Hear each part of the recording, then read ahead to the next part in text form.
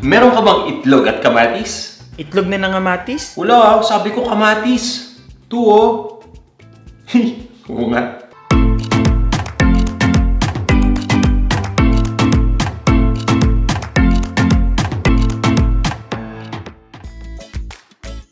Welcome sa Panlasang Pinoy. Magluto naman tayo ng isang klaseng Pinoy omelette. Ito yung may kamatis, syempre may itlog yan. At lagyan din natin ng keso. Ano kaya magandang tawag dito? Nangamatis na itlog. Huwag ganun bad yan ah. O guys, basta kung ano man yun, yun na yun. At para maging kompletong magluluto din tayo ng garlic fried rice, lagyan natin ng bacon. Kaya kung handa na kayo, tara, umpisa na natin to. Tapos mamaya guys, habang nagluluto, ipapakita ko sa inyo tong townhouse namin na binibenta. Dito ako nagluluto ngayon. Gusto ko lang malaman kung okay ba sa inyo to. O tara, i-prep muna natin yung mga sangkap. Hiwain ko muna tong kamatis na may kuntil, tapos yung ibang mga ingredients pa. Talaga lang ha? May pimple pa. Biro lang. Kunyari ka pa eh. Ano kaya nangyari dito? Ngayon lang ako nakakita ng ganyan sa kamatis eh. So guys, yan lang no, hinihiwa ko lang tong kamatis, crosswise. So ganyan yung magiging itsura niyan bago natin iluto. Kung gusto nyong gawing cubes, nasa sa inyo yan. So okay na to, itabi muna natin. Tapos i-prep na natin yung ibang mga ingredients. Yung sibuyas naman.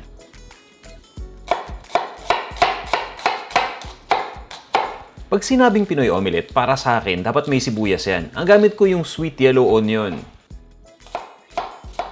Pwede kayong gumamit ng puting sibuyas, or kahit yung pulang sibuyas, okay din dito. So inihiwa ko lang naman nilipis na katulad niyan. Hindi nyo na kailangan liitan pa yung hiwa. At yung next naman ay yung daon ng sibuyas. Itong daon ng sibuyas, pareho natin gagamitin dito sa ating fried rice, pati na rin dun sa Pinoy omelette.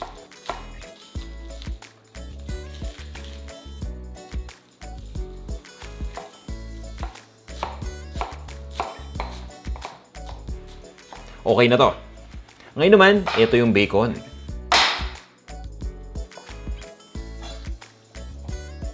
Ito yung exciting dito sa fried rice natin dahil i-extract natin mamaya yung fat from the bacon. Yun yung gagamitin natin ng panggisa. At malasang-malasa yung bacon fat, diba? Kaya mas sumasarap din yung fried rice natin. Pagdating naman dun sa Pinoy omelette, ito, personal preference lang to. Gusto ko yung omelette ko yung talagang maraming keso. Kayo rin ba? Di ba guys? The more, the merrier. Tuloy na nga natin to. Ito na yung itlog. Kinakrak lang natin yan. Siyempre, pang omelette yan, ano? At piniprep ko na rin. Nilalagyan na natin ng pampalasa. So, pagka-beat natin dito sa itlog, maglalagay lang tayo dito ng asin at paminta. Konti lang muna, Nag-enjoy ako magluto sa kusina dito dahil napakaliwalas at kahit nga hindi siya kalakihan, ang cute naman, di ba? At sakto lang yung galaw ko. At guys, eto hindi ko sigurado kung nasubukan nyo na. Pero para sa akin, nagbibigay ito ng savory flavor sa aking omelette.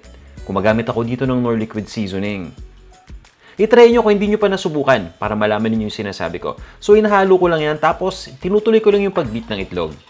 Ready na tayo. For now, lutuin muna natin yung garlic fried rice na may bacon.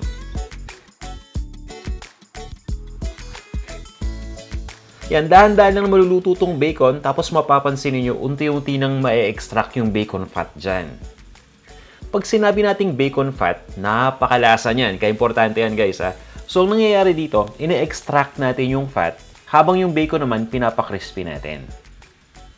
Ituloy lang natin yung pagluto habang hinahalo ito, hanggang sa mapansin niyo na lumabas na o na-extract na yung mantika ng bacon.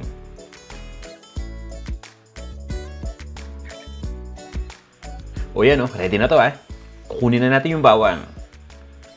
Usually guys, pagdating sa bawang, kinakrush ko yan tapos mini-mince ko, hinihiwa ko na maliliit. Or kung meron kayong ganito, sinulit ko na talaga itong garlic press ko. Gamitin nyo yung garlic press. Isang press lang, okay na kagad yung bawang, di ba? Yan, simutin lang natin. Tapos niyan, niluluto ko lang to hanggang sa yung bawang mag-start ng magkulay brown. Yung hindi naman brown na brown yung light brown lang. Tapos yan, ilalagay na natin dito yung kanin.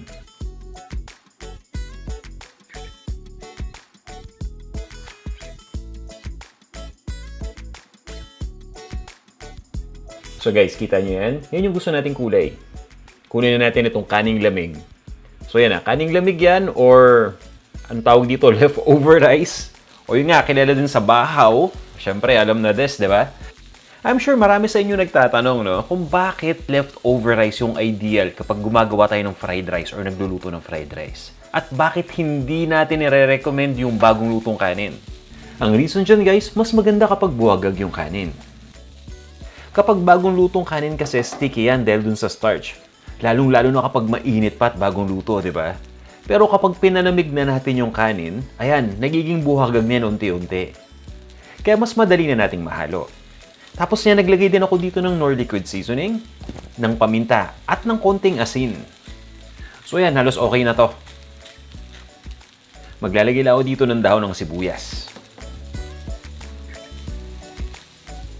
Optional lang tong ingredient na to At nilalagay ko to karaniwan sa dulo, pero pwede ninyo tong igisa sa umpisa pa lang kung gusto ninyo. Yan, ready na to. Ito na yung ating garlic fried rice with bacon.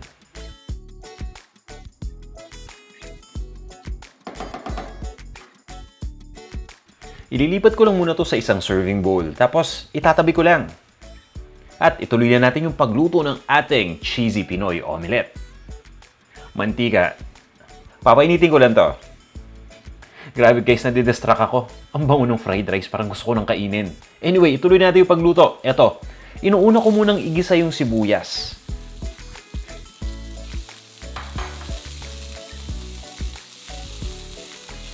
Inaasinan ko rin to ng konti para lang ma-release yung flavor ng onion. Tapos, tinatagalan ko ng konti yung pag-isa. Yung tipong medyo magbabrown siya ng konting-konti, pero hindi naman yung sobra para naman mas maging sweeter yung lasa niya. So, yun yung sinasabi kong kulay. Yan, ready na to. Itatabi ko lang muna. Tapos yung kamatis naman. Niluluto ko lang tong kamatis sa butter. So, yan, niligay ko muna yung kamatis dito sa mainit na pan, di ba? Tapos, ilalagay ko pa lang yung butter ngayon.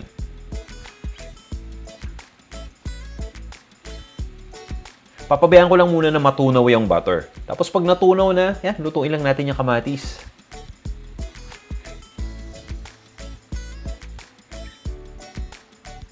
Mga 1 minute lang. Tapos, yan, hindi ko na binabaliktad pero feel free kung gusto ninyong baliktarin. Tapos, maglalagay lang ako dito ng dahon ng sibuyas. Tapos yung sibuyas, kaya natin ginisa kanina para lutong-luto na dahil hindi na natin hinahalo dito Kumbaga, mas okay na luto na yung sibuyas para kapag ilagay ng itlog, hindi na natin to kailangan lutuin pa ng matagal. Tapos yan, pagdating sa itlog, ibuhos nyo lang lahat. As in, ubusin na natin, huwag na tayong magtira. Tapos yan, itap pa natin nung many na keso. Ayan, maraming keso yan. So, nasa sa inyo kung gaano karaming gusto ninyong ilagay. Hindi na natin hahaluin yan at hindi na rin natin yan babaliktarin. Pero tatakpan natin yan dahil yung steam ngayon galing dun sa liquid na nasa loob yung magluluto dun sa top part ng itlog. Pero dapat naka-low heat lang tayo para maiwasan na masunog yung ilalim na part. Habang inaantay natin na maluto tong itlog, guys, itutour ko muna kayo dito sa townhouse para makita nyo naman kung ano itsura nito. Guys, simpleng-simple lang.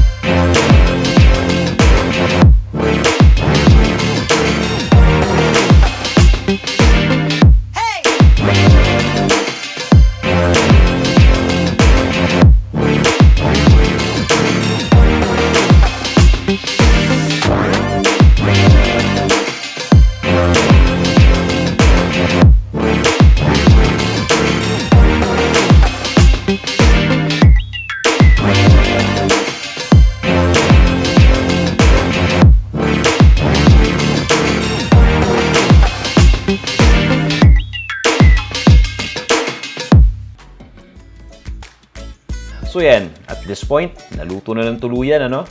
Shake lang natin para hindi dumikit yung itlog. Tapos, okay na to.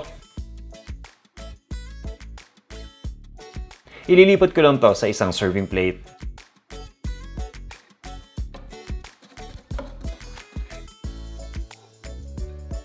Yan, iserve na natin.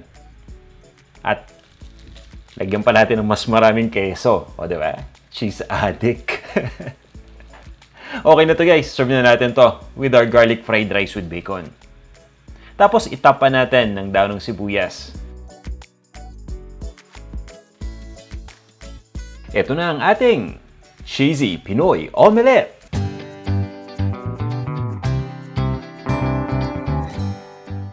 Tara na, kain na tayo.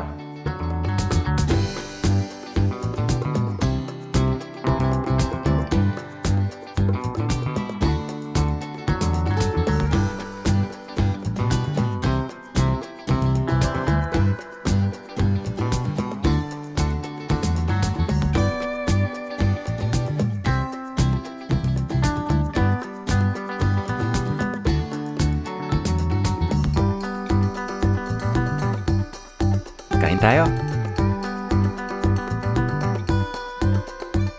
Guys, next time na may available kayong itlog at kamatis, alam nyo nang gagawin nyo.